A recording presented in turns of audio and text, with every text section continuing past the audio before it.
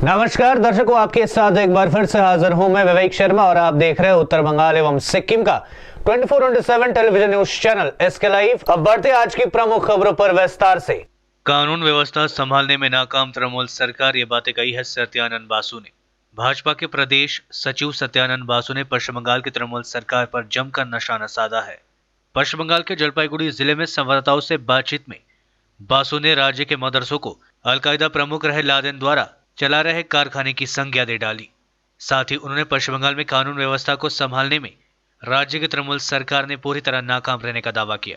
वरिष्ठ भाजपा नेता ने कहा कि राज्य के पुलिस का काम कानून व्यवस्था देखना नहीं बल्कि केवल भाजपा को रोकना रह गया है। उन्होंने कहा कि एनआईए की जांच रिपोर्ट में पश्चिम बंगाल में आतंकी क्रियाकलाप संचालित होने का खुलासा हुआ है, जो देश के लिए चिंता का विषय है।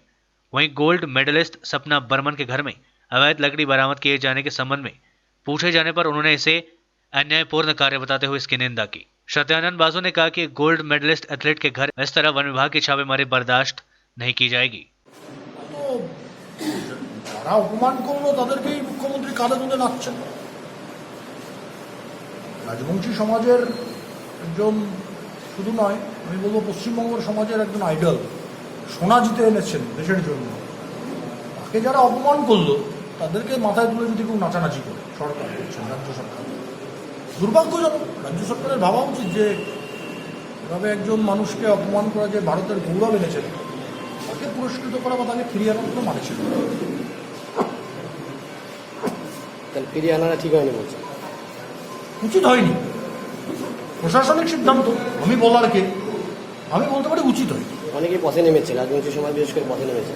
পথে নামবেন, বিরোধিতা করবেন, প্রতিবাদ করবেন, উচিত হয়নি। কারণ এটা সায়ন্তন বসুকে অপমান করা নয়, এটা বাপি গোস্বামীকে অপমান করা নয়।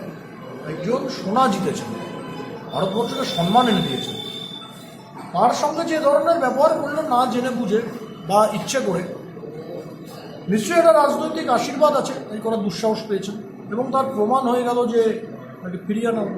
দেখুন, আমি বলতে খারাপ লাগে, আমরা জাতপাতের রাজনীতি বিশ্বাস করি না, কিন্তু রিয়েল ফ্যাক্ট, এই উত্তরবঙ্গে কয়েকদিন ধরে আমরা রাজবংশী সমাজের মানুষের উপর অত্যাচার দেখছি।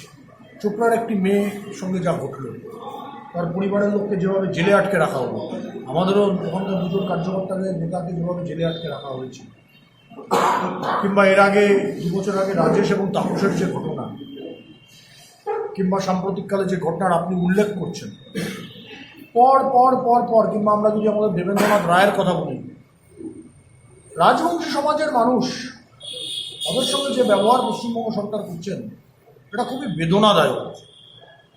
এই কাঁটা ঘায়ের ওপরে নুনের ছিটা হলো এই অফিসারকে ফিরিয়ে। देश में कम हो रहा है कोरोना वायरस का कहर लगातार चौथे दिन, जब नए केस से ज्यादा मरीज हुए ठीक। एक्टिव केसेस में 28,649 की कमी आई। अब तक 55.60 लाख लोग हो चुके हैं संक्रमित। देश में कोरोना संक्रमण के केस में सोमवार को सबसे बड़ी राहत मिली है। एक दिन में 1 लाख से ज्यादा मरीज ठीक हो गए। 74,000 नए केस सामने आए, जबकि 5 दिन पहले ही रिकॉर्ड 96,856 केसेस आए थे। सोमवार को 74,493 केसेस आए। 1,02,070 मरीज ठीक हो गए। इससे इलाज कराने वाले मरीजों की संख्या में 28,649 की कमी आई है। रविवार को देश में 10,04,272 एक्टिव केसेस थे, जो सोमवार को घटकर 9,75,623 हो गई है। देश में संक्रमण से जान गंवाने वालों का आंकड़ा 88,000 को पार कर गया है। पिछले 24 घंटे के अंदर 1,056 संक्रमितों ने दम तोड़ दिया। अब तक 88,965 लोगों की मौतें हो चुकी है। यह आंकड़े covid19india.org के मुताबिक है। सिलीगुड़ी में नेशनल क्रिकेट ग्राउंड बनाने की मांग तेज, मुख्यमंत्री को भेजा गया ज्ञापन। सिलीगुड़ी संलग्न कावाखाली में खाली पड़े 15 एकड़ जमीन पर एक नेशनल क्रिकेट ग्राउंड बनाने की मांग को लेकर क्रिकेट लवर्स एसोसिएशन की ओर से राज्य के पर्यटन मंत्री गौतम देव के माध्यम से मुख्यमंत्री को ज्ञापन भेजा गया है। क्रिकेट लवर्स एसोसिएशन के सदस्य मनोज वर्मा के नेतृत्व में पर्यटन मंत्री गौतम देव के हाथों मुख्यमंत्री को ज्ञापन भेजा गया। क्रिकेट लवर्स एसोसिएशन के सदस्यों ने राज्य सरकार से जल्द क्रिकेट ग्राउंड बनाने की मांग की है, जिससे सिलीगुड़ी के क्रिकेट के खिलाड़ियों को कोई समस्या न हो। इन लोगों ने बताया, वर्तमान समय में क्रिकेट ग्राउंड नहीं होने के कारण खिलाड़ी सुविधाजनक ढंग से अभ्यास नहीं कर पा रहे हैं। না আমি না আমাদের শিলিগুড়ি ক্রিকেট লাভার্স ওয়েলফেয়ার্স সব আমাদের এই জুনিয়র ছেলেরা এটা চালায়, আমাকে ওরা প্রেসিডেন্ট করেছে।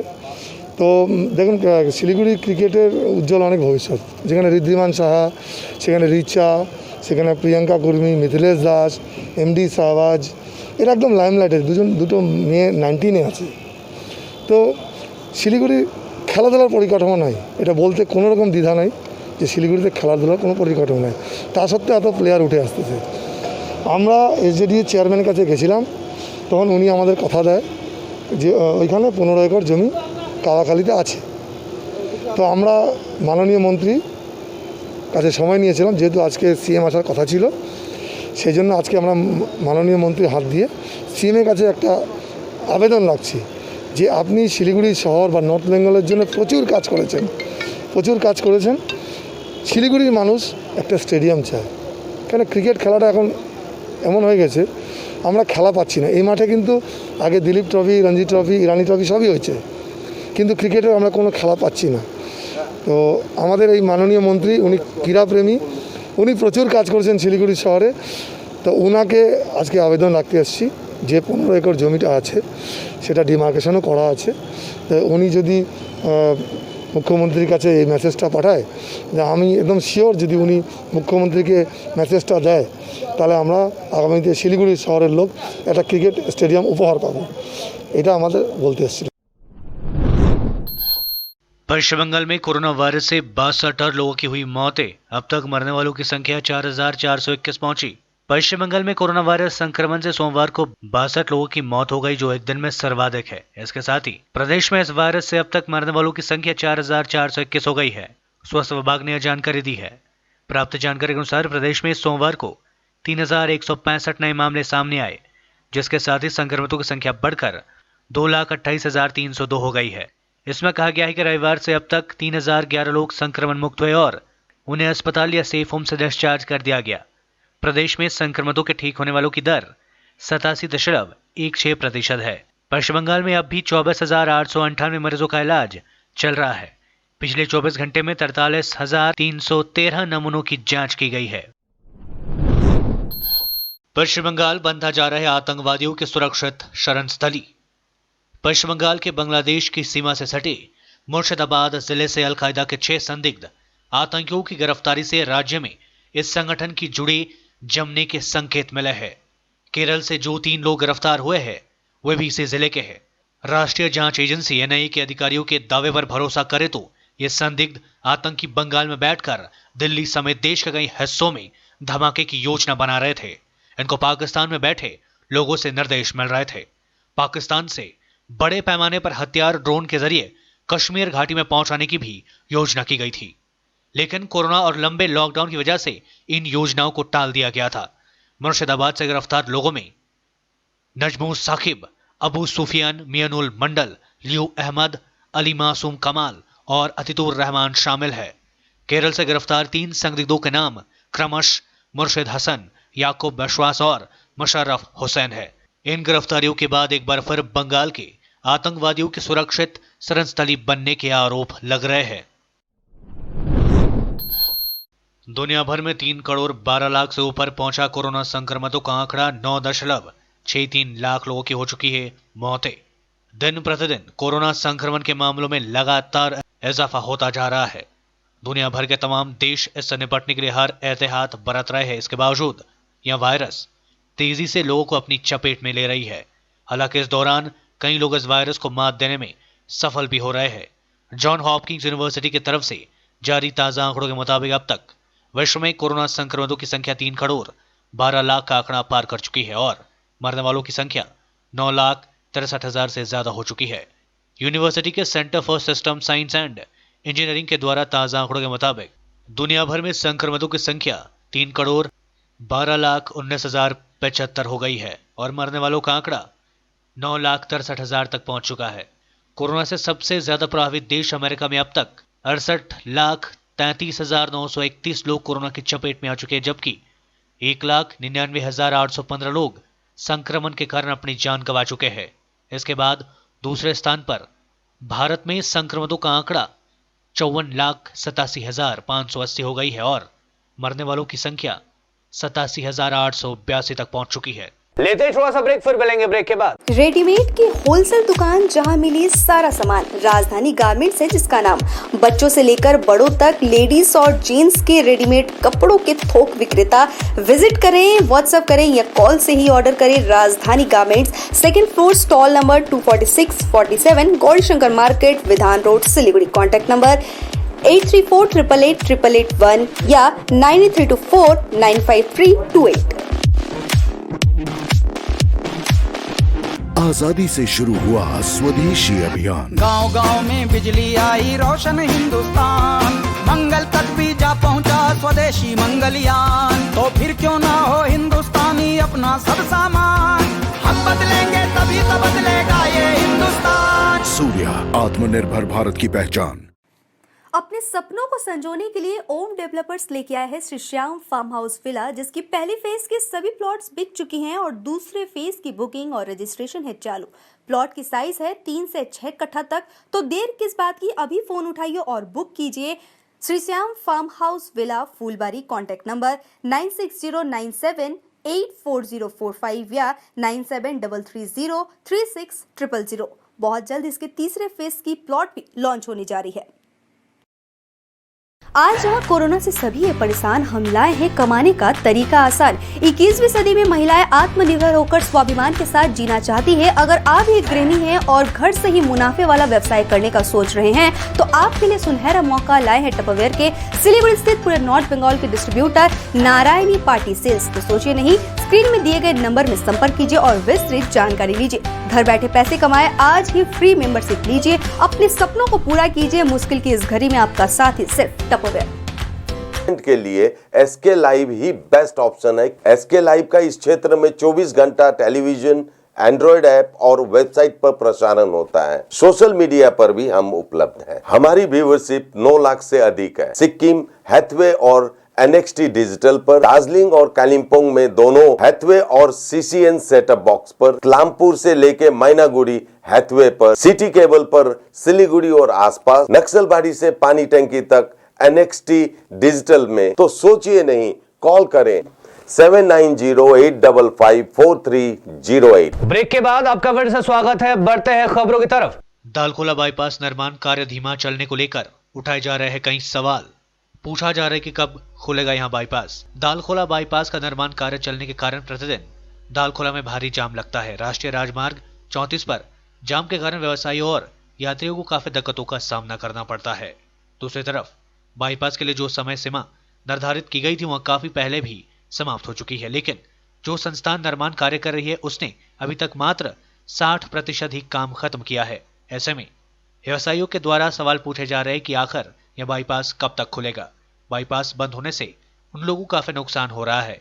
जरूरत है कि संबंधित विभाग के अधिकारी मामले में हस्तक्षेप करे, जल्द से जल्द बाईपास निर्माण कार्य को पूरा किया जा सके। ব্যবসার জন্য আমাদেরকে রায়গঞ্জ, কিষানগঞ্জ অনেকবার যেতে হয়, তো এর জন্য এই জ্যামের জন্য অনেক অসুবিধা হয়। তো বাইপাসের কাজটা তাড়াতাড়ি হচ্ছে, মানে শেষ হতেও আসছে। যত তাড়াতাড়ি হয়ে গেলে আমাদের সুবিধা হবে আর আমাদের ভালো হবে, তাড়াতাড়ি আমাদের বিজনেসটাও গ্রোথ হবে, প্লাস আমাদের যে মানুষদেরকে অসুবিধাটা হচ্ছে সে অসুবিধা থেকে আমরা বেরিয়ে যাব তাড়াতাড়ি। बाईपास की डिमांड बहुत पुरानी डिमांड है और बाईपास नहीं होने के कारण यहाँ पे बहुत जाम लग जाता है, जिसके कारण आसपास के इलाके के जो भी व्यवसायी हैं वो दालकोला नहीं आते हैं। और आप तो देख ही रहे हैं कि अगल बगल में चाहे वो कानकी हो, चाहे वो बाईसी हो, चाहे वो पुनीतिगी हो, यहाँ पे काफ़ी बिजनेस ग्रो कर रहा है, जबकि दालकोला का business day by day down हो रहा है। तो बाईपास के बन जाने के बाद दालकोला का बिजनेस बहुत ग्रो करेगा। यहाँ बाहर के व्यापारी भी आएंगे और मेरी शुभकामनाएं हैं कि हमारे जो लोकल प्रशासन है इन्होंने काफ़ी बाईपास के पीछे काफ़ी मेहनत की है, जिसके कारण बाईपास अतिशीघ्र बन जाएगा और अस्तित्व में आ जाएगा। धन्यवाद। বাইপাস এটা বহুদিনকার প্রশ্ন লোকের মুখে যে বাইপাস কবে হবে। 1979 সালে 1979 তখন বাইপাসের হয়েছিল, নোটিফিকেশন হয়েছিল। 34 বছর বামফ্রন্ট জমি অ্যাকোয়ার করে দেয়নি। জমি অ্যাকোয়ারের জন্য বাইপাসটা আটকে ছিল। কিছু জমি অ্যাকোয়ার করেছিল, তখন জমির দাম খুবই সস্তা ছিল, 500 টাকা বিঘা তখন অ্যাকোয়ার করেছিল। কিন্তু টোটাল জমিটা government of West Bengal acquire করে দিতে পারেনি। পরবর্তীতে প্রিয়রঞ্জন দাসমুন্সী যখন এখান থেকে এমপি হলেন 2006 সালে 72 কোটি টাকা স্যাংশন করিয়ে ন্যাশনাল অথরিটি অফ ইন্ডিয়াকে দিয়ে, উনি টিআর বালু তখন মন্ত্রী, উনাকে দিয়ে ওপেনিং করালেন। তখন ইতিহাস, বামফ্রন্ট সেই মিটিং বয়কট করেছিল। বামফ্রন্ট মিটিংয়ে যায়নি, চেয়ারম্যানও যায়নি, তো এখানকার যে বিধায়ক ছিল সেও আসেনি, জেলা পরিষদের মেম্বার ছিল তারাও আসেনি, কেউ আসেনি। টিআর বালু এসে ওপেনিং করে গেলেন। 1.5 বছর কাজ শুরু হলো, যতটুকু জমি অ্যাকোয়ার করেছিল তার উপরে কাজ শুরু হলো। তখন ডিএম এবং special LA land acquisition officer ওরা বলে হ্যাঁ আমরা অ্যাকোয়ার করে দিচ্ছি, কিন্তু বামফ্রন্টের চাপে তারা জমিটা অ্যাকোয়ার করতে পারেনি। 1.5 বছর পর ঠিকাদার যখন জমি পাচ্ছে না, কাজ করতে পারছে না, তখন সে ছেড়ে দিয়ে চলে যায় এবং আরবিট্রেশন করে দেয়। এই আরবিট্রেশন চলেছে প্রায় 2.5 বছর। 2008 সালে আমি চেয়ারম্যান হই, চেয়ারম্যানে ছুটে যাই বাইপাসের জন্য ডিএম সাহেবের কাছে, যে কি কারণে বাইপাসটা আটকে আছে। কারণ তখনকার যে বাইপাস যে ঠিকা নিয়ে এসে তার প্রজেক্ট ডাইরেক্টরের কাছে কয়েকবার এসেছিল। আমি ডিএম সাহেবের সাথে কথাবার্তা বলে দেখলাম যে জমির জট বামফ্রন্ট খুলতে চাচ্ছে না। তখন স্পেশাল এলএ ছিলেন এখানকার প্রাক্তন এমপি সুব্রত মুখার্জি দাদার মেয়ের জামাই, উনি কোনো মতেই এই জমিগুলো অ্যাকোয়ার করে দেবেন এবং ডিএম সাহেবকে ভয় দেখাচ্ছেন। পিএন ভুটিয়া ছিলেন ডিএম, গাঙ্গুলি সাহেবকে ডেকে, ওই গাঙ্গুলি বাবু ছিলেন স্পেশাল এলএ, ওনাকে ডেকে যখন বললেন তখন গাঙ্গুলি ওনাকে ভয় দেখে দিলেন, স্যার আপনার সার্ভিস বুকে কিন্তু রেড ইঙ্ক পড়ে যাবে। कृषि बिल के खिलाफ युवा कांग्रेस ने किया प्रदर्शन, जोरदार आंदोलन की चेतावनी। केंद्र सरकार द्वारा हाल ही में पारित किए गए कृषि बिल के खिलाफ युवा कांग्रेस ने आंदोलन तेज कर दिया है। युवा कांग्रेस की ओर से सोमवार को इस बिल के खिलाफ जबरदस्त प्रदर्शन किया गया। अलीपुरद्वार कॉलेज हल्ट इलाके में युवा कांग्रेस ने सरकार के द्वारा जारी किए गए इस बिल के खिलाफ ट्रैक्टर, बैल व हल के साथ बहुत ही अनोखे तरीके से विरोध प्रदर्शन किया। युवा कांग्रेस के जिला अध्यक्ष शांतनु देवनाथ ने बताया कि केंद्र सरकार यह बिल पास कर किसानों को अंधकार में धकेल दिया है। केंद्र सरकार पर हमला बोलते हुए उन्होंने कहा कि देश में महंगाई लगातार बढ़ती जा रही है, पेट्रोल एवं डीजल के दामों में बेतहाशा वृद्धि हो रही है। कोरोना काल में लोग महंगाई से त्रास्त है, लोग नौकरियां गंवा रहे हैं, बेरोजगारी बढ़ती जा रही है। इन सब के खिलाफ ये आंदोलन कर रहे हैं। साथ ही उन्होंने कहा कि आने वाले दिनों में इस बात को लेकर और वृहद रूप से आंदोलन किया जाएगा। কেন্দ্রীয় সরকার অর্ডিন্যান্সের নামে গণতন্ত্রকে কণ্ঠরোধ করে যেভাবে কৃষক বিরোধী কালো আইন লাগু করেছেন, তার বিরুদ্ধে আজকে আমাদের এই যুব কংগ্রেসের প্রতিবাদ কর্মসূচি পালন করা হচ্ছে। যে আইনটা এখানে ভারতবর্ষে গতকাল রাজ্যসভায় পাশ করা হয়েছে, সেই আইনের বিরুদ্ধে আমরা আজকে রাস্তায়, যেখানে কৃষকদের স্বার্থ কোনোভাবে দেখা হয়নি, কৃষকদের কোমর সম্পূর্ণভাবে ভেঙে দেওয়ার একটা পরিকল্পনা এবং ছক করা হয়েছে ভারতীয় জনতা পার্টি সরকারের দ্বারা। তাই আজকে আমরা যুব কংগ্রেস সর্বোপরি সমস্ত সংগঠনকে নিয়ে আমরা আজকে রাস্তায় নেমেছি। दालखोला थाने की पुलिस ने 2 लाख की अवैध शराब के साथ एक व्यक्ति को किया गिरफ्तार। गुप्त सूचना के आधार पर मिली जानकारी के अनुसार दालखोला थाने की पुलिस ने सोमवार शाम को दालखोला के हौसामनी इलाके में अभियान चलाकर एक घर से भारी मात्रा में अवैध शराब जब्त किया है। इस मामले में सुनील दास नामक एक व्यक्ति को गिरफ्तार किया गया है। पुलिस की तरफ से मिली जानकारी के अनुसार घर से 26 कार्टून अवैध शराब जब्त किया गया है, जिसका बाजार मूल्य करीब 2 लाख रुपए बताया जा रहा है। पुलिस आरोपी को अदालत में पेश कर रिमांड पर लेने की मांग करेगी, ताकि यहां पता लगाया जा सके कि शराब की इस धंधे में और कौन कौन शामिल है। रात भर धरना देने वाले निलंबित राज्यसभा सांसदों के लिए चाय लेकर पहुंचे राज्यसभा के उपसभापति हरिवंश। पीएम मोदी ने की तारीफ। राज्यसभा से निलंबित 8 सांसद रात भर गांधी प्रतिमा के सामने धरने पर बैठे रहे। उन्हें सभापति वेंकैया नायडू ने रविवार को सदन में हंगामा करने और उपसभापति हरिवंश से बदसलूकी के लिए सस्पेंड किया था। मंगलवार सुबह सांसदों के धरना स्थल पर खुद राज्यसभा के उपसभापति हरिवंश पहुंच गए। वह अपने साथ एक झोला लाए थे जिसमें सांसदों के लिए चाय थी। हरिवंश ने अपने हाथों से चाय निकाली और सांसदों को पिलाई। उन्होंने उन सांसदों से बात भी की। प्रधानमंत्री नरेंद्र मोदी ने उपसभापति हरिवंश के इस कदम की तारीफ करते हुए ट्वीट किया कि जिन सांसदों ने उन पर हमला किया और उनका अपमान किया, उनके लिए स्वयं वे चाय लेकर जाना श्री हरिवंश जी के खुले और बड़प्पन को दर्शाता है या उनकी महानता को दिखाता है।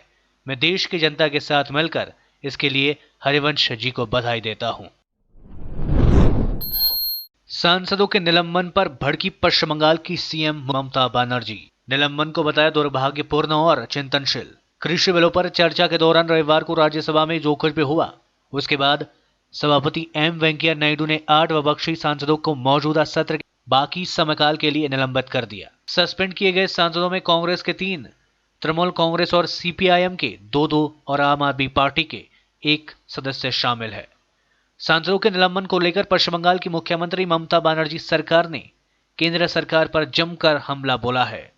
ममता बनर्जी ने कहा कि केंद्र सरकार ने लोकतांत्रिक मानदंडों का सम्मान नहीं किया है। सीएम ममता बनर्जी ने ट्वीट किया, किसानों के हितों की रक्षा के लिए लड़ने वाले 8 सांसदों का निलंबन दुर्भाग्यपूर्ण और चिंतनशील है। यह लोकतांत्रिक सरकार की मानसिकता को दर्शाता है कि वहां लोकतांत्रिक मानदंडों और सिद्धांतों का सम्मान नहीं करते हैं। हम रुकेंगे नहीं, हम ऐसे ही संसद में लेकर सड़कों तक इस फांसीवादी सरकार के खिलाफ लड़ते रहेंगे। भाजपा नेता उपलेंदु देव ने थामा तृणमूल कांग्रेस का दामन। भाजपा नेता उपलेंदु देव ने सत्ताधारी तृणमूल कांग्रेस का दामन थाम लिया है। तृणमूल कांग्रेस के कूच बिहार जिला कार्यालय में उपलेंदु देव अपने समर्थकों के साथ तृणमूल कांग्रेस में शामिल हुए।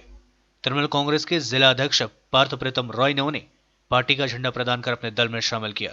इस अवसर पर तृणमूल कांग्रेस के जिला अध्यक्ष पार्थ प्रीतम रॉय ने कहा कि आने वाले दिनों में विभिन्न राजनीतिक दलों के समर्थकों का तृणमूल कांग्रेस में शामिल होने का सिलसिला लगातार जारी रहेगा। उन्होंने कहा, मुख्यमंत्री ममता बनर्जी के विकास कार्यों से प्रभावित होकर लोग तृणमूल कांग्रेस में शामिल हो रहे हैं। दूसरी ओर तृणमूल कांग्रेस में शामिल होने के बाद उपलेंदु देव ने कहा, भाजपा पहले जैसी नहीं रह गई है। उन्होंने कहा, पार्टी में अब रंगदारी वसूलने की प्रथा दिन प्रतिदिन बढ़ती जा रही है। उन्होंने कहा, सच्चे कार्यकर्ताओं को उचित सम्मान नहीं मिल रहा है। वहीं भाजपा के कूच बिहार के जिला अध्यक्ष मालती राभा ने कहा कि पद के बिना पार्टी में नहीं रहने वाले मानसिकता के लोग दूसरे दल में जा रहे हैं। যে এতদিন আমরা পার্টি করেছি, এতদিন দলটা করেছি, যখনই পদ থাকবে না, কারো পদ বিজেপিতে কারো পদ চিরস্থায়ী নয়, এটা সকলেই জানেন। তার পদ ছাড়তেই হবে, যখনই পদ থাকবে না তখনই চলে যাব। তারা কি আদর্শে বিশ্বাসী হয়ে বিজেপি করছে আপনারা দেখুন, ভাবুন, তাদেরকেই জিজ্ঞাসা করুন আর তারা কেন গিয়েছেন এই ডুবন্ত তরিতে, যে আকণ্ঠ নিমজ্জিত। শুধু উনি তো বলছেন জেলা রাজ্য, আর যে পার্টিটাতে গিয়েছেন সে বুথ স্তর থেকে রাজ্য লেভেল, এইখান থেকে মাসে মাসে যে মাননীয়ার কাছে তোলা যায় আমরা আগেই শুনতে পেয়েছি। তার যেটা সরকার শাসক দলে আছে আর যে 100% কালেকশন হয়, 75% মাননীয়ার কাছে যায়, এখানে 25% ভাগ হয়। তা কোন স্বচ্ছ দলে গিয়েছেন উনি জানেন। এটা বিজেপির অন্দরমহলে গেলে বুঝতে পারবেন কেন নেই। এক এমপি জেতার পরেই এত তোলাবাজি। এমএলএ, পঞ্চায়েত সমিতি, জেলা পরিষদ, পঞ্চায়েত এসব করে তো কুচবিহারের মানুষকে ট্যাক্স দিয়ে বেরোতে হয় বাড়ি থেকে। আগে যে বিজেপি আমি করেছি সেই বিজেপি এখন নেই, আদর্শচ্যুত হয়েছে। এবং আমি তো এখন তৃণমূলে আছি, আমি নিজেকে এখন এ টিম মনে করছি, এ টিমের লোক। এখন বিজেপিতে যারা আছে তারা 2-4 জন বি টিমের লোক আছে, সেই তো বি টিমে আমি থাকতে চাইনি, ভালো লাগেনি, তৃণমূলে চলে আসি। বাজে কথা, 1500 আবার কি, দলে 36 বছর থেকে সক্রিয়ভাবে দল করেছি, দলের বহু কর্মী আমাকে ভালোবাসে, বহু কর্মী আজকে আমার পিছন পিছন লাইন লেগেছে, আসবে, এই দলে আসবে। আর বিজেপিতে যারা এখন আছে বলেছি তো আমি থাকলে তাদের অসুবিধা হয়। কী অসুবিধা? খাওয়া দাওয়া অসুবিধা। যে খাওয়া দাওয়াটা বিজেপিতে আগে ছিল না। দীর্ঘ টাইম আমরা বিজেপি করেছি, নিজে রোজগার করেছি, নিজে খেয়েছি, দলকে খাইয়েছি, শ্রম দিয়েছি, ভালোবাসা দিয়েছি, জীবন যৌবন দিয়েছি। আজকে আমি থাকলে তাদের অসুবিধা হচ্ছে, তারা যে লোকের কাছ থেকে খাচ্ছে সেই ক্ষেত্রে অসুবিধা হচ্ছে, সেই জন্য আমাকে তারা ডাকছে না। আর আমি এসব কথা রাজ্য স্তরে, কেন্দ্র স্তরে বহুবার জানিয়েছি, তারাও শুনছে না। তারা হপ্তা নিতে রাজ্য থেকে চলে আসছে, এখানে এসে আমরা দেখছি তৃণমূলকে দুটো গাড়ি দিচ্ছে, হপ্তা নিচ্ছে, চলে যাচ্ছে। দুর্নীতি হচ্ছে তোলাবাজ বোঝেন। আপনাকে বেকায়দায় ফেললাম, বিজেপি ক্ষমতায় আসছে, এমপি জিতেছি, এবার আপনি টাকা দিন আমাকে, তবে আপনি বিজনেস করতে পারবেন, নাহলে করতে পারবেন। এই তো এটাতে আমি যা চলছে তাই চলছে। তাদের মধ্যে কয়েকজন লিডার ভাগাভাগি করে খাচ্ছে, রাজ্যের 2 জন লিডার তার ভাগা নিয়ে যাচ্ছে, এই চলছে। বিজেপির ভেতরটা ফোকলা হয়ে গিয়েছে, অস্বচ্ছতা কদর্যতায় ভরে গেছে এবং উন্নয়ন কিছু নেই তাদের। শুধুমাত্র মানুষে মানুষে বিভাজন রাজনীতি ছাড়া তারা কিচ্ছু করছে না। বাংলার স্বার্থে কোনো তাদের কর্মসূচি নেই। তাই তারা উন্নয়নে সামিল হতে, বাংলাকে মমতা বন্দ্যোপাধ্যায় যেভাবে এগিয়ে নিয়ে যাচ্ছেন তার প্রতি প্রাউড ফিল করে তারা দুজনই আজকে আমাদের দলে যোগদান করছে। আমরা আনুষ্ঠানিকভাবে তাদের হাতে আমাদের দলের। सांसदों के निलंबन के विरोध में रायगंज में INTTUC की ओर से किया गया विरोध प्रदर्शन, निलंबन वापस लेने की गई मांग। राज्यसभा में कृषि विधायकों के खिलाफ विरोध प्रदर्शन के दौरान हंगामा करने के विरोध में राज्यसभा के सभापति वेंकैया नायडू ने 8 सांसदों को निलंबित कर दिया है। ये सभी सांसद रात से ही धरने पर बैठे हुए हैं। इसमें से पश्चिम बंगाल के 2 सांसद दोला सेन और डेरेक ओब्रायन भी शामिल है। सांसदों के निलंबन के विरोध में पूरे पश्चिम बंगाल में विरोध प्रदर्शन हो रहा है। रायगंज में भी इसको लेकर काफी विरोध शुरू हो गया है। तृणमूल कांग्रेस के श्रमिक संगठन INTTUC की ओर से सोमवार शाम को रायगंज स्थित उत्तर बंगाल राष्ट्रीय परिवहन निगम डिपो के सामने एक धिक्कार सभा का आयोजन किया गया। इस सभा में सभी सांसदों का निलंबन वापस लेने और कृषि बिल रद्द करने की मांग की गई। আজকে আমরা কর্মসূচি করেছি, আমরা শ্রমিক সংগঠন INTTUCর পক্ষ থেকে, রায়গঞ্জ তৃণমূল শ্রমিক পক্ষ থেকে রায়গঞ্জের ইন্ডাস্ট্রির সামনে আমরা দাঁড়িয়েছি। প্রতিবাদের সবাই নামতে বাধ্য হয়েছি কারণে যে বিগত দিন থেকে আমরা দেখতে পাচ্ছি যবে থেকে মোদী সরকার দেশের রাজত্বের দায়িত্ব নিয়েছে সেদিন থেকে তিনি একটার পর একটা জনবিরোধী নীতি তিনি নিয়ে যাচ্ছে। আজকে যে কৃষি বিল নিয়ে আসা হয়েছে সেই কৃষি বিলে যখন বিরোধিতা করতে গেল 8 জন সাংসদ, তার মধ্যে তৃণমূল কংগ্রেসের 2 জন সাংসদকে তারা সাসপেন্ড করে দিল যাতে আগামী দিন তাদের কন্ট্রোল করে দেওয়া যায়। এই কন্ট্রোলের বিরুদ্ধে আমরা আজকে দাঁড়িয়ে আছি। অবিলম্বে আমাদের নেত্রী দোলা সেনের সাসপেনশন প্রত্যাহার করতে হবে, ডেরেক ওব্রায়েনের সাসপেনশন প্রত্যাহার করতে হবে। এই দাবিতে আমরা আজকে পথে নেমেছি। যদি সাসপেনশন প্রত্যাহার না হয়, গণতন্ত্রকে এইভাবে যদি গলা চিপে মারতে চায় মোদী সরকার, তার বিরুদ্ধে INTTUC এবং তৃণমূল কংগ্রেস আগামী দিনে আরও বৃহত্তরভাবে পথে নামবে মমতা ব্যানার্জির আদর্শে। नेपाल को धीरे धीरे निगल रहा है विस्तारवादी देश चीन। करलानी प्रदेश में 2 किलोमीटर तक किया कब्जा। भारत के प्रति नेपाल को उकसाकर सीमा विवाद को तूल देने वाले चीन ने अब उसके ही पीठ में छुरा घोंपा है। करनाली प्रदेश के हुमला जिले में चीन ने 2 किलोमीटर भीतर घुसकर स्थायी निर्माण कर लिया है। इस क्षेत्र में नेपाली नागरिकों के प्रवेश पर भी रोक लगा दी है। चीनी सैनिकों ने नेपाल का पिलर नंबर 11 भी उखाड़ दिया है। नेपाल से मिली जानकारी के अनुसार चीन सीमा से लगे हुमला जिले में 10 साल से सक्रिय था।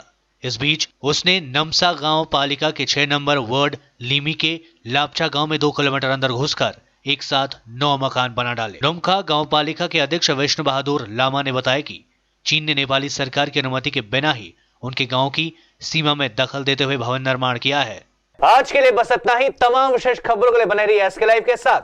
आपका समय, आपकी खबर। धन्यवाद।